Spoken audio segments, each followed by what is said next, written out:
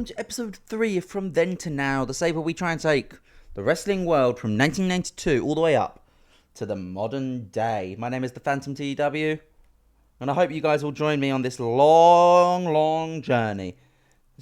As we're in these early episodes now, we're trying to get these formats correct. This episode, again, is going to have a different style of format. Let me know what you guys think. We're all still learning. It's a new game. It's a new series. We're trying to work out what's best for both. And we kick things off with Eric Ross. And Eric Ross. Wow. Great start to this episode.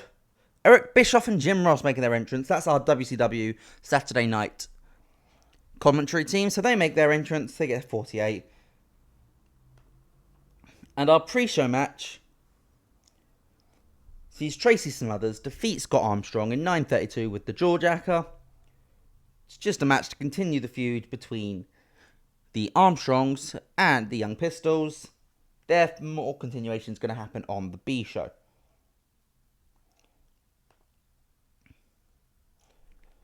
And so, the main show kicks off with Sting coming out to the ring and cutting a promo about Rick Rude, about Lex Luger, about Harley Race, about anything he can get off his chest. Talks about Austin last week, Hey, he'd happily take the TV title, but Austin just ran off. Rude decided to take some money to be paid off by Lex Luger and Harley Race to attack Sting, so I'm coming after him. Which, of course, brings Rick Rude out, and he's talking about the honour of business that he did last week.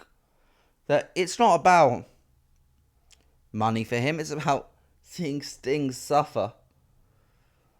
He continues on that vein, taunting Sting about last week. Taunting Sting about having the US title. Taunting Sting about never being a world champion, but a WCW world champion. He's been NWA, but never WCW.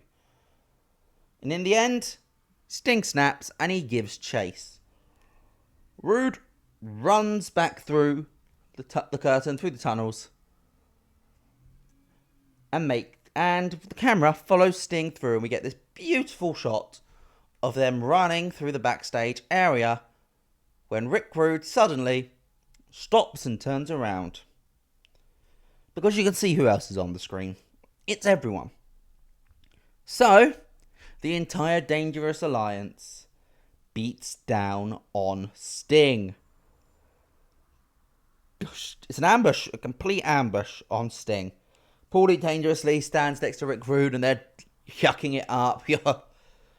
Being genuine, despicable heels, all of this normal stuff which we're used to with these guys.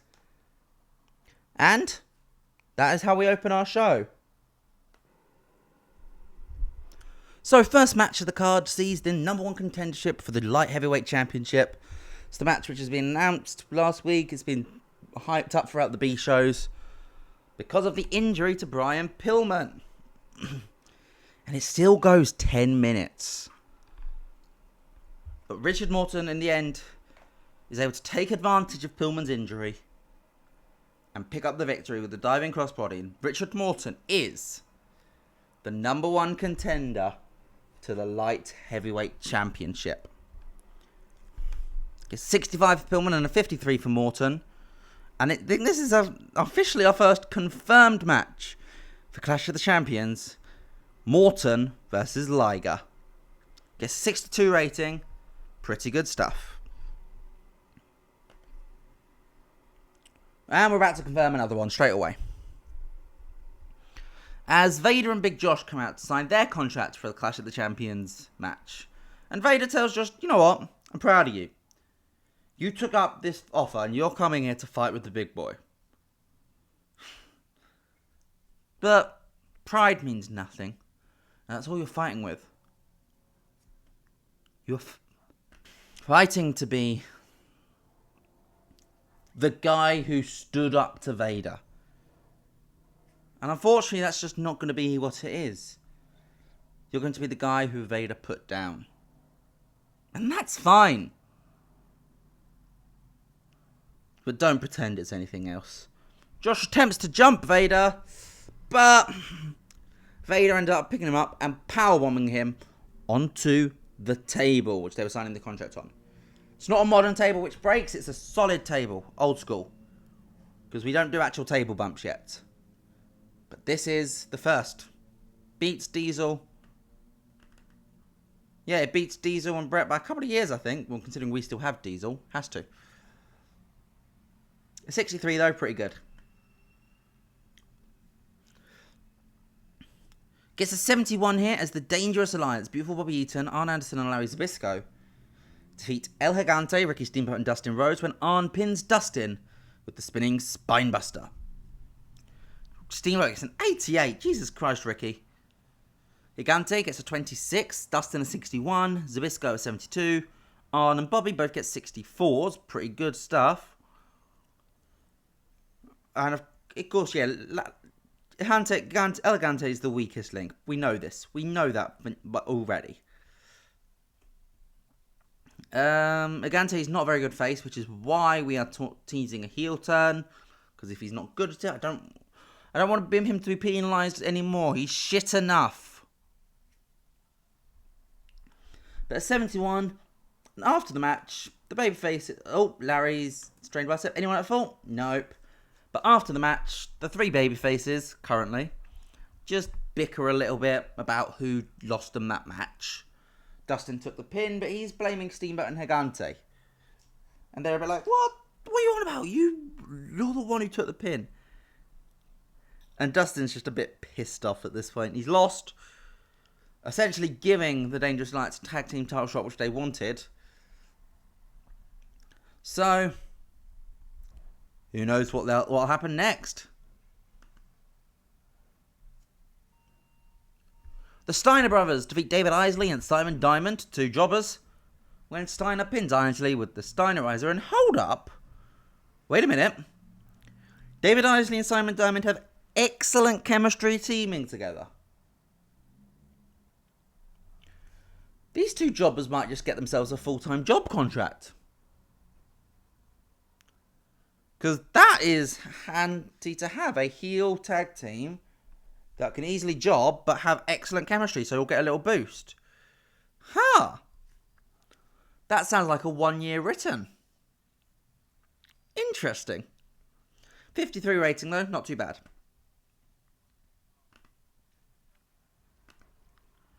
We get a quick vignette of the Diamond Mine going out on the town partying.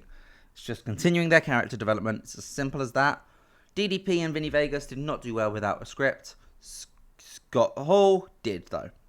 The Diamond Stud of Vinny Vegas. The future outsiders, but there's a long way for them to go for that. That's if we ever do the NWO storyline. We might not never do it.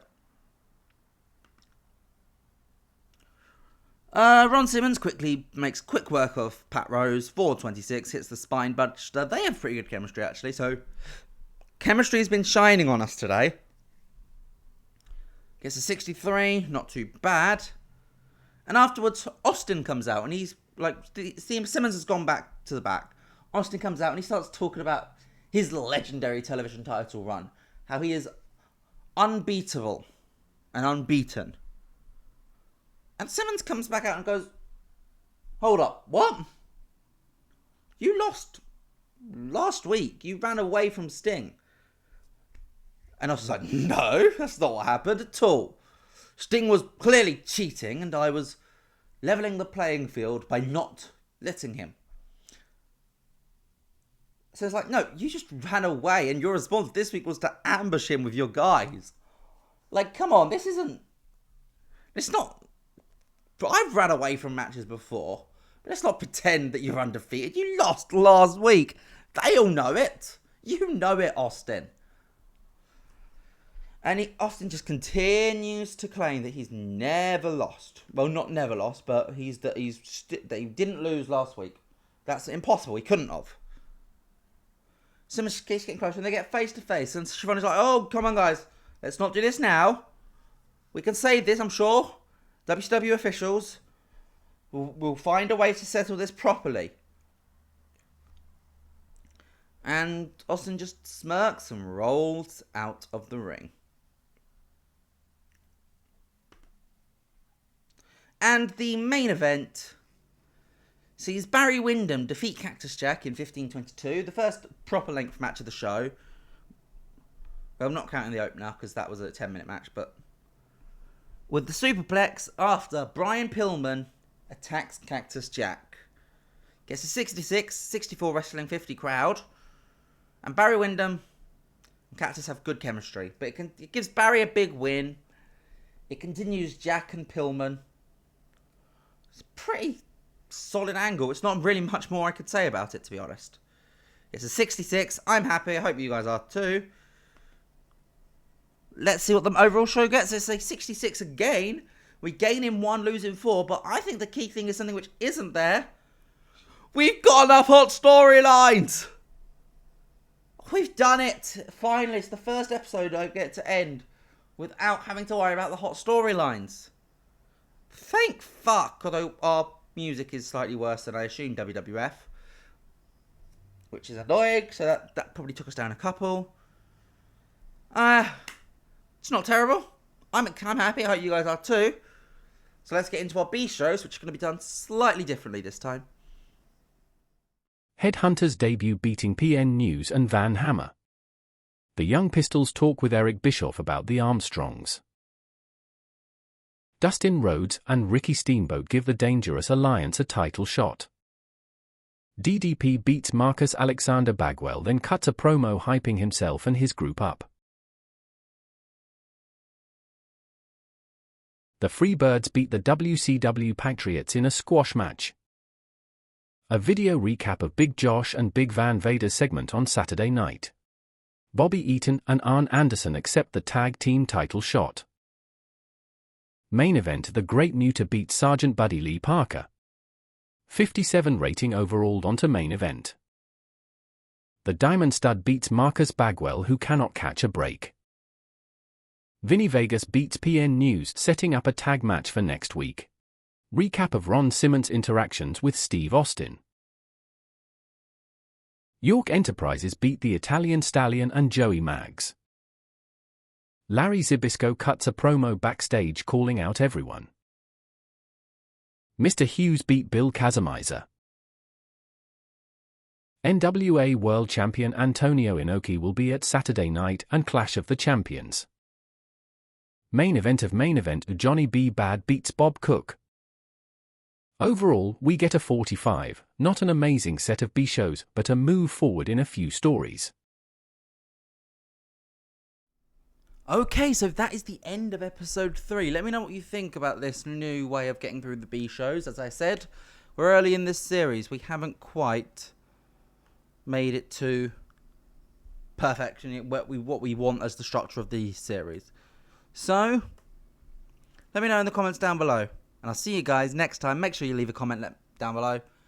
Hit a thumbs up if you enjoyed this video and subscribe for more TEW 9 content as we continue this journey through this new game. See you next time. Bye.